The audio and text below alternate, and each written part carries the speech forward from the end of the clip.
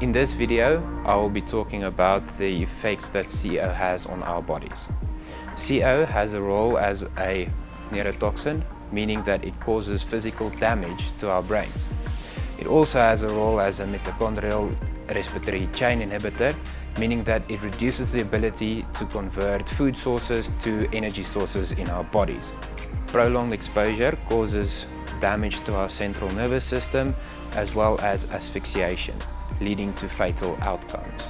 By law, the maximum allowable level per 8-hour shift is only at 30 ppm. In the next video, I will discuss the solutions we offer to the prevention of exposure to CO gas.